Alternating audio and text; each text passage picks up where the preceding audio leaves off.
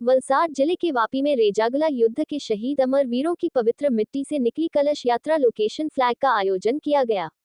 इस अवसर पर आहिर समाज के भाई बहनों ने बड़ी संख्या में भाग लिया। उंगली से दाहिनी ओर इशारा अनुमानित 200 कारों और 304 बाइकों के साथ आहिर समाज के अग्रणी नेताओं की उपस्थिति रही। मुख्य रूप से उपस्थित रहे मनोज भाई नंदानिया, हमीर भाई भाटू, बिपिन भाई वानिया, मनु भाई बलदानिया, नीलेश भाई करंगिया, दड़ू भाई नंदानिया और जगदीश भाई भाटू। लोकेशन फ्लैग कलश यात्रा का मार्ग एम होम से प्रारंभ होकर Bapa Sitaram, Salvav, national highway number 8, Gunjan, Hariya hospital होते हुए अंबा माता मंदिर पर पूर्ण विराम हुआ।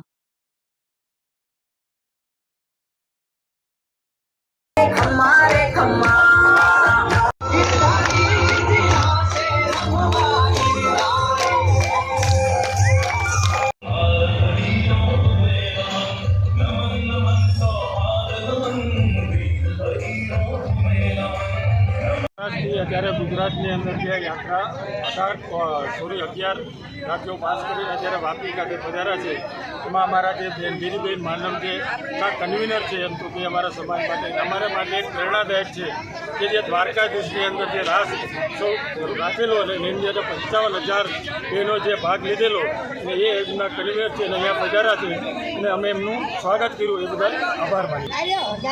આજે ગુજરાતમાં રેજાગુલા રથ કળશ યાત્રાનો પ્રવેશ થયો છે અને આહિર જે ચીનના બીજું વિશ્વયુદ્ધની અંદર 114 આહિરો આ દેશનું અવિસ્મરણીય જે હંમેશા આ યુદ્ધ અગ્રક્રમે યાદ રાખે એવા યુદ્ધના જે વીરોની ભારત ભૂમિના આજે જે બલિદાન આપ્યું છે આહિર વીરો, એની ગાથાઓ એનો ઇતિહાસ ઘરે ઘરે પહોંચે, દરેક યાદવ આવનારી પેઢીઓ પણ રાષ્ટ્ર માટે, રાષ્ટ્ર ભાવના માટે અને ધર્મ માટે હંમેશા સમર્પિત આહિર સમાજ રહે, એના ઉદ્દેશ્યથી આજે ગુજરાતમાં 11 રાજ્યોનો આ યાત્રાઓ પૂર્ણ કરી અને આજે વાપીની ભગવાન દ્વારકાધીશની પાવન ભૂમિ પર આ યાત્રાનો પ્રવેશ છે।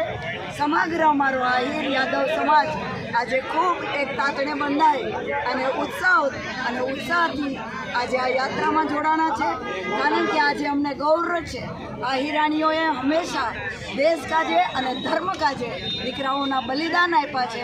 આજે આ ગાથાઓ સમગ્ર દેશ, સમગ્ર દુનિયાઓ સુધી પહોંચે અને આ ઇતિહાસ સદા અમર રહે, એના અનુસંધાને આ કળશ યાત્રાઓ નીકળી છે અને આ કળશ યાત્રાઓ આહિરો દ્વારા વિશ્વ શાંતિ, વિશ્વ એકતાઓ, મહારાષ્ટ્ર ભૂમિની સેવાઓ માટે સદાય તત્પર રહે આહિરબાદ, એના ઉદ્દેશ્યથી આ યાત્રાઓ નીકળી છે।